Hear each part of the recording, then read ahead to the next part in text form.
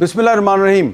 आज हम बात करेंगे जी डोनाल्ड ट्रंप का जो गज़ा में अमन कायम करने का मंसूबा है, जिसको गज़ा पीस प्लान कहा जा रहा है, इस पे बात करेंगे। डोनाल्ड ट्रंप ने इज़राइल के वज़ीर आज़म नेतन्याहू के साथ वाइट हाउस में खड़े होकर एक प्रेस कॉन्फ्रेंस की और उसमें अपने इस मंसूबे का ऐलान किया। हालांकि ये जो मंसूबा है ये काफ़ी दिन पहले टाइम्स ऑफ इज़राइल समेत बहुत से इज़राइली और अमरीकी अखबारात में शाया हो चुका है। कहीं पे इसमें 21 नुकात बयान किए गए हैं, कहीं पे इसमें 20 नुकात बयान किए गए हैं। ट्रंप ने जब इस मंसूबे का ऐलान किया तो उन्होंने ये वाज़ेह तौर पे कहा कि पाकिस्तान के वज़ीर आज़म शहबाज शरीफ और field marshal general Asim Munir जो हैं वो 100% इस मंसूबे की हमायत कर रहे हैं। और जो वज़ीर आज़म शहबाज शरीफ हैं उन्होंने ट्रंप की तरफ से इस मंसूबे के ऐलान से पहले ही एक बयान जारी कर दिया और उन्होंने कहा कि मैं ट्रंप के इस 20 नकाती फार्मूले की हमायत करता हूँ। अब ये फार्मूला है क्या? ये फार्मूला जो है ये मसला फ़लस्तीन का हल तो पेश नहीं कर रहा, अलबत्ता इस फार्मूले में गज़ा में जंग बंदी और गज़ा की डीमिलिटराइजेशन की बात की गई है। हम ये कह सकते हैं कि ये जो गज़ा में इस वक्त इज़राइली फ़ौज और हमास के दरमियान एक जो जंग चल रही है, तकरीबन 2 साल से चल रही है, जिसमें कि 65,000 से ज़्यादा फ़लस्तीनी औरतें, बच्चे, मर्द शहीद हो चुके हैं, ये उस जंग को बंद करवाने की एक कोशिश है, सीज़ फायर की कोशिश है। लेकिन जब हम इस डॉक्यूमेंट, इस मंसूबे के पहले 3-4 नुकात पढ़ने के बाद नीचे आते हैं तो इसमें फिर कुछ ऐसे नुकात हैं जो कुछ सवालात को जन्म देते हैं। और वो सवालात जो हैं वो सिर्फ इस वक्त मिडल ईस्ट के एक्सपर्ट्स रेज़ नहीं कर रहे, बल्कि बहुत से अमरीकी और यूरोपी और बहुत से दीगर दुनिया के ममालिक से ताल्लुक़ रखने वाले जो सिक्योरिटी एक्सपर्ट्स हैं, मिडल ईस्ट की सियासत पे नज़र रखने वाले जो एक्सपर्ट्स हैं, वो भी ये सवालात उठा रहे हैं। तो ट्रंप के जो सपोर्टर हैं और ख़ास तौर पे ट्रंप ने पाकिस्तान की जो हुकूमत है उसके वज़ीर आज़म और फील्ड मार्शल आसिम मुनीर जो हैं उनका ख़ास तौर पे ज़िक्र किया है। तो पाकिस्तान में भी ज़ाहिरी बात है इस मंसूबे को कुछ लोग सपोर्ट कर रहे हैं और अमेरिका में भी कुछ लोग इसको सपोर्ट कर रहे हैं। ख़ुद नेतन्याहू जो हैं वो इस मंसूबे को सपोर्ट कर रहे हैं। तो इस मंसूबे की हमायत भी की जा रही है, लेकिन इस मंसूबे की मुखालफत भी की जा रही है। तो ये हमायत क्यों की जा रही है और मुखालफत क्यों की जा रही है, इस पर हम बात करेंगे। सबसे पहले तो हमें ये समझने की ज़रूरत है कि ये जो ट्रंप साहब का गज़ा पीस प्लान है, ये जो पीस प्लान है ये दरअसल एक सीज़ फायर की कोशिश है। इज़राइल और हमास के दरमियान सीज़ फायर की कोशिश है, लेकिन कहीं पर भी इज़राइल और हमास को आमने सामने बैठाकर कोई मुज़ाकरात नहीं करवाए गए। ये भी लगता है कि इस पीस प्लान के बारे में हमास के साथ इसकी अनाउंसमेंट से पहले कोई बातचीत नहीं हुई। मेरी इंफॉर्मेशन के मुताबिक जब इस पीस प्लान का ऐलान हो गया तो उसके बाद कतर के दारुल हुकूमत दोहा में जो कतरी हुकूमत है उसने हमास की लीडरशिप के साथ इस मंसूबे पे बातचीत शुरू की है। उसमें तुर्की के नुमाइंदे भी शामिल हैं उस बातचीत में, लेकिन अभी तक हमास जो है उसने इस मंसूबे की हमायत का फ़ैसला नहीं किया। उसकी वजह ये बताई जा रही है कि हमास जो है वो ये कह रही है कि हम गज़ा के ड्यूली इलेक्टेड, यानी कि हम उनके मुंतखब नुमाइंदे हैं। जो आखिरी इलेक्शन हुआ था गज़ा में, उस इलेक्शन में हमें अक्सरियत मिली थी और हम गज़ा के लोगों के मुंतखब नुमाइंदे हैं, तो फिर आप हमें इसमें से माइनस कैसे कर सकते हैं। दूसरी तरफ अमरीकी और इज़राइली हुकाम जो हैं वो ये कहते हैं कि हमास को एक दहशतगर्द तंजीम के तौर पे डिक्लेयर किया जा चुका है, लिहाजा हमास जो है वो किसी भी तौर पे इस मंसूबे में शामिल नहीं हो सकती। तो हमास को न सिर्फ ये कि हथियार फेंकने होंगे, बल्कि हथियार को मुस्तकबिल का जो कोई भी सेटअप है, एक अबूरी इंतज़ामिया कायम की जाएगी इस मंसूबे पे अमल दरामद के लिए, उसमें हमास भी शामिल नहीं होगी। तो ये एक माइनस हमास मंसूबा है, तो हमास आंखें बंद करके इसकी कैसे हमायत कर सकती है, ये एक बड़ा अहम नुक्ता है। अब इसमें जो सबसे अहम जो एतराज़ उठाया जा रहा है इस पूरे मंसूबे पे, वो एतराज़ ये उठाया जा रहा है कि इस मंसूबे पर अमल दरामद के लिए सदर ट्रंप ने खुद अपनी ज़ुबान से कहा कि एक पीस बोर्ड कायम किया जाएगा, यानी कि एक अबूरी इंतज़ामिया कायम की जाएगी, जिसमें कि वो कहते हैं कि मैं उसका सरबराह हूँगा। यानी कि ट्रंप साहब ने खुद ही अपने आप को एक जो पीस बोर्ड के नाम पर एक अबूरी इंतज़ामिया बनाई जा रही है जो गज़ा को कंट्रोल करेगी, उसका सरबराह खुद ही अपने आप को डिक्लेयर कर दिया है।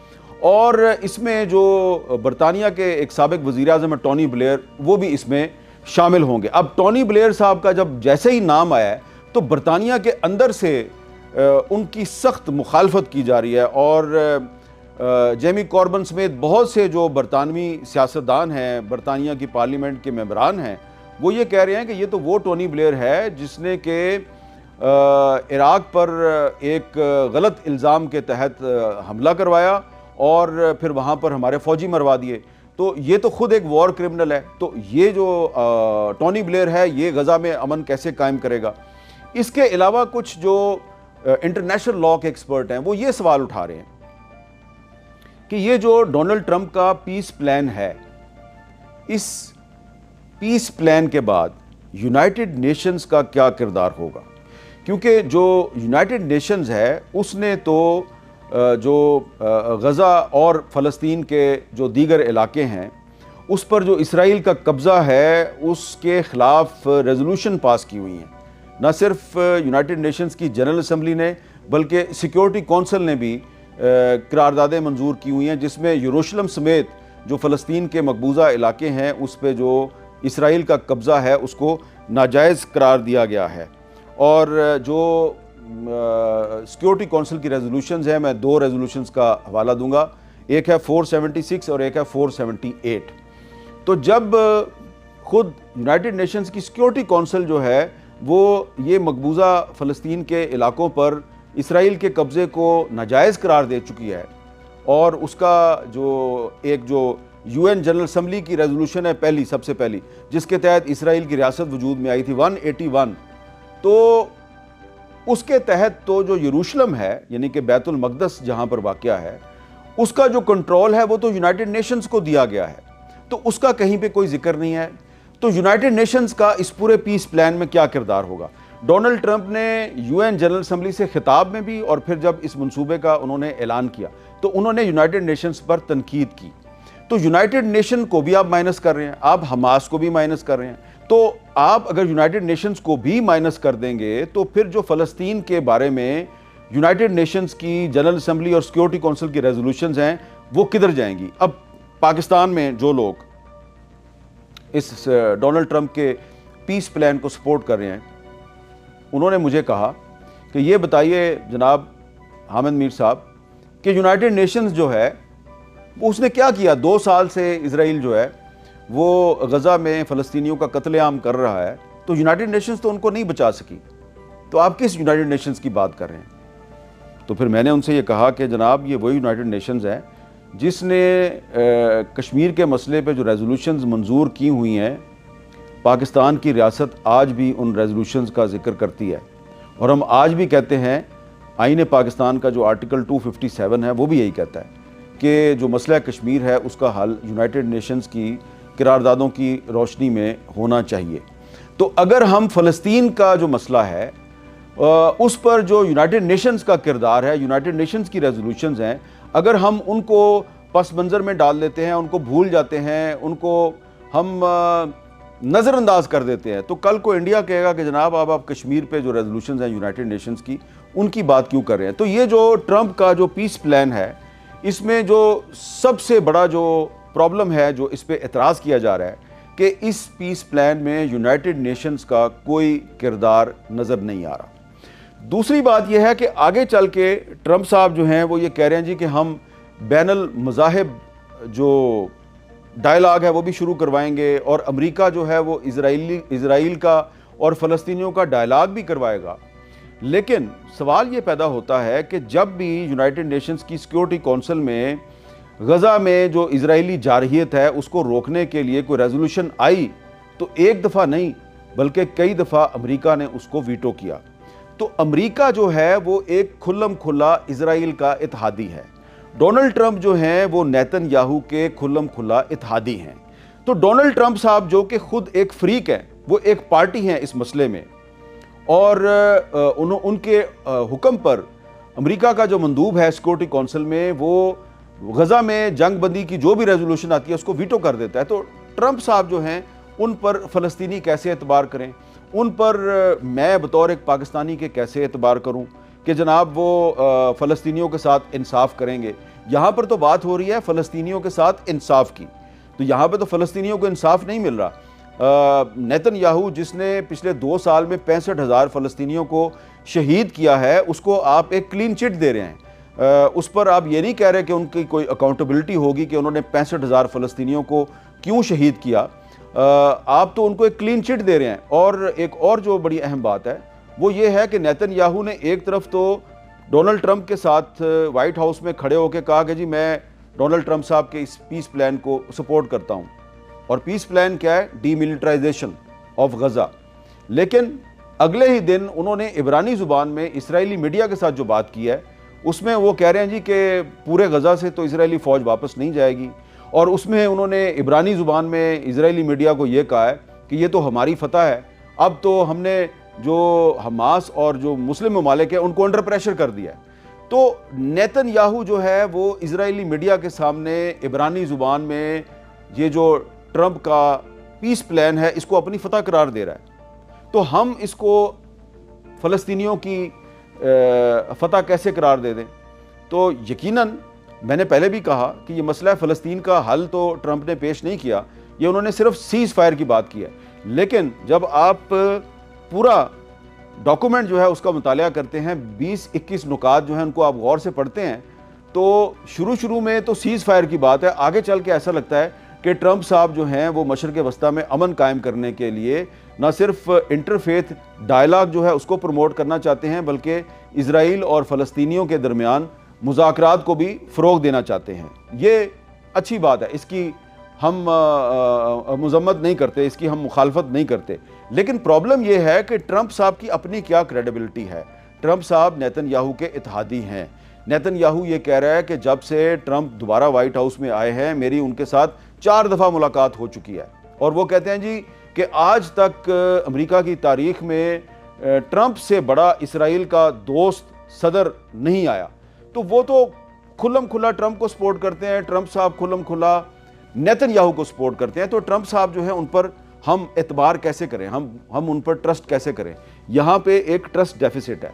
दूसरी बात यह है कि पाकिस्तान समेत कुछ मुस्लिम ममालिक, जिसमें मिस्र भी था, तुर्की भी था, कतर भी था, यूएई भी था, इन ममालिक ने मुतालबा किया था कि एक आज़ाद फ़लस्तीनी रियासत कायम की जाए। लेकिन नेतन्याहू ने तो साफ साफ कहा है कि मैं तो एक आज़ाद फ़लस्तीनी रियासत की हमायत नहीं करता। अब जब मैंने उन लोगों से जो कि ट्रंप के इस पीस प्लान को सपोर्ट कर रहे हैं, मैंने उनसे पूछा कि बताइए कि आप तो ये कह रहे थे कि एक ऐसी फ़लस्तीनी रियासत कायम होनी चाहिए जिसका कि जो कैपिटल है वो यरूशलेम हो, यानी कि अल-कुद्स शरीफ उसका कैपिटल हो। और वज़ीर आज़म शहबाज शरीफ साहब ने UN जनरल असम्बली में खिताब करते हुए ये बात वाज़े तौर पे कही थी कि पाकिस्तान एक ऐसी आज़ाद फ़लस्तीनी रियासत का क़याम चाहता है जिसका दारुल हुकूमत अल-कुद्स शरीफ हो। लेकिन नेतन्याहू ने तो खुल्लम खुल्ला कह दिया है कि मैं तो आज़ाद फ़लस्तीनी रियासत को सपोर्ट नहीं करता। तो जब हम पूछ रहे हैं ट्रंप के पीस प्लान को सपोर्ट करने वालों से कि जी वो तो एक आज़ाद फ़लस्तीनी रियासत को भी सपोर्ट नहीं करता, तो आपको कैसे नज़र आता है कि ये जो ट्रंप का पीस प्लान है इसके बतन से मसला फ़लस्तीन का हल जो है वो पैदा होगा? तो उन्होंने कहा जी कि हो सकता है कि जो ट्रंप साहब हैं उनके इंसिस्टेंस पर, उनके दबाव पर अल्टीमेटली नेतन्याहू जो है वो आज़ाद फ़लस्तीनी रियासत पर राज़ी हो जाएं। लेकिन साथ ही साथ ये सोर्सेस ये भी बता रहे हैं कि नेतन्याहू इस सूरत में आज़ाद फ़लस्तीनी रियासत के क़याम पर आमादगी ज़ाहिर कर सकता है कि अगर बहुत से मुस्लिम ममालिक जो हैं वो इसराइल को तस्लीम करने का ऐलान कर दें। अब ये बात जो है ये मुझे पाकिस्तान के उन अरबाब इख्तियार के ज़रिए मुझे बताई जा रही है जो कि इस ट्रंप के पीस प्लान को सपोर्ट कर रहे हैं। बज़ाहिर हुकूमत पाकिस्तान की पोजीशन ये है जी कि हम इसराइल को कभी भी तस्लीम नहीं करेंगे, लेकिन ऑफ द रिकॉर्ड ये बताया जा रहा है कि अगर नेतन्याहू आज़ाद फ़लस्तीनी रियासत को तस्लीम करने का ऐलान करते हैं तो फिर हो सकता है कि पाकिस्तान समेत कुछ मुस्लिम ममालिक नहीं, बहुत से मुस्लिम ममालिक जो हैं वो इसराइल को तस्लीम करने का ऐलान करें। इसका मुतालबा करेगा नेतन्याहू। अब पाकिस्तान जो है ये इसराइल को तस्लीम करने का फ़ैसला करेगा नहीं करेगा, इसका ये तो आने वाला वक्त बताएगा। लेकिन पाकिस्तान के अरबाब इख्तियार को ये बात जो है ये पता है कि फ़िलहाल नेतन्याहू आज़ाद फ़लस्तीनी रियासत की मुखालफत इसलिए कर रहा है कि वो अपनी बारगेनिंग पोजीशन को मजबूत कर रहा है। वो एक ऐसे मौके पे फ़लस्तीन की आज़ाद रियासत की हमायत का ऐलान करेगा जब उसको ये यकीन हो जाएगा कि पाकिस्तान और सऊदी अरब और इंडोनेशिया और बहुत से जो अहम मुस्लिम ममालिक हैं वो इसराइल को तस्लीम करने का ऐलान कर देंगे। अब होगा क्या? होगा ये कि ये जो एक दो रियासती फार्मूला है जिसके तहत पाकिस्तान कह रहा है जी कि एक आज़ाद फ़लस्तीनी रियासत कायम की जाए, तो पाकिस्तान की हुकूमत तो इसको तस्लीम करने का ऐलान कर सकती है दो रियासती फार्मूले को। तो कहा यह जाएगा कि हम तो दो रियासती फार्मूले की हमायत कर रहे हैं जिसकी के पाकिस्तान समेत बहुत से मुस्लिम ममालिक और 150 से ज़्यादा जो दीगर ममालिक हैं वो सपोर्ट कर रहे हैं। और उसके बाद अगर आज़ाद फ़लस्तीनी रियासत कायम हो रही है तो फिर इसराइल जो है उसको भी तस्लीम करने में कोई हर्ज नहीं है। तो कहा जाएगा कि जी इंटरनेशनल कम्युनिटी जो है उसकी अक्सरियत इसको तस्लीम कर रही है तो हम भी तस्लीम कर रहे हैं, ठीक है। लेकिन फिर ये मुझे बताइए कि फिर जो कायद-ए-आज़म मोहम्मद अली जिन्ना का जो ख़त है जो उन्होंने दिसंबर 1947 में अमेरिका के सदर ट्रूमैन को लिखा था जिसमें कि उन्होंने 2 स्टेट सोल्यूशन को मुस्तरद किया था, फिर वो किधर जाएगा? तो यहाँ पर मैं ये समझता हूँ कि जो शहबाज शरीफ साहब की हुकूमत है उसके लिए मुश्किल पैदा हो सकती है। इसलिए बेहतर ये है कि इस तरह अंधाधुंध ब्लाइंडली आप ट्रंप साहब का जो एक अमन फार्मूला है उसको बगैर पार्लियामेंट में ज़ेर बहस लाए सपोर्ट करें। इस पर पार्लियामेंट में डिबेट की जानी चाहिए और पाकिस्तानी कौम को एतमाद में लिया जाए। पाकिस्तानी कौम को बताया जाए कि वो क्या वजूहात हैं जिसकी वजह से कि हुकूमत पाकिस्तान जो है वो ट्रंप के इस पीस फार्मूले को, इस पीस प्लान को सपोर्ट कर रही है, और क्या वजह है कि पाकिस्तान की हुकूमत जो है वो अब यूनाइटेड नेशंस को जो बाईपास करने की ट्रंप की पॉलिसी है उस पर आगे बढ़कर अमल दरामद कर रही है।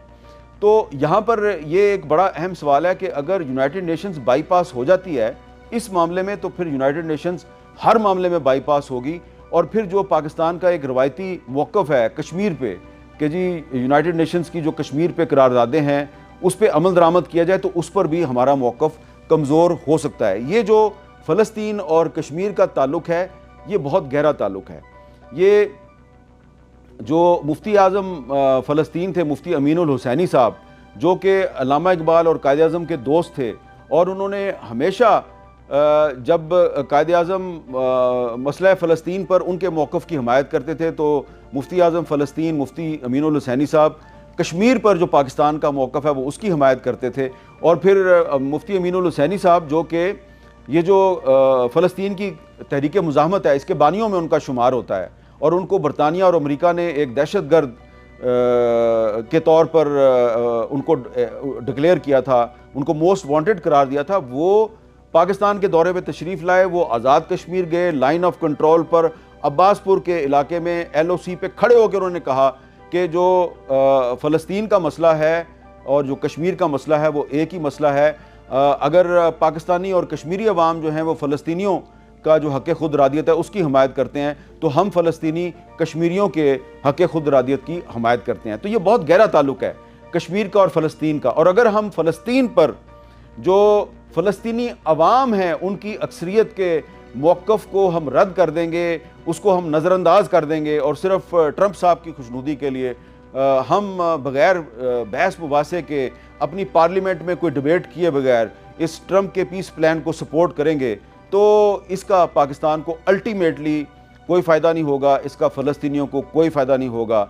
इसका नुकसान होगा फ़लस्तीनियों को भी, कश्मीरियों को भी और पाकिस्तानियों को भी, क्योंकि सिर्फ फ़लस्तीन का मसला कमज़ोर नहीं होगा, कश्मीर का मसला भी कमज़ोर होगा, और जब कश्मीर का मसला कमज़ोर होगा तो इसका मतलब ये है कि फिर पाकिस्तान भी कमज़ोर होगा। इसलिए गुजारिश ये है कि ट्रंप साहब की हमायत करने की बहुत सी वजूहात हैं, कुछ सियासी वजूहात भी हैं, मैं उनमें नहीं जाता, लेकिन अगर शहबाज शरीफ साहब पार्लियामेंट को एतमाद में लिए बगैर ट्रंप साहब के इस सो कॉल्ड पीस प्लान को अंधाधुंध सपोर्ट करेंगे तो मेरी नाचीज़ राय में उनको नुकसान हो सकता है। बहुत बहुत शुक्रिया।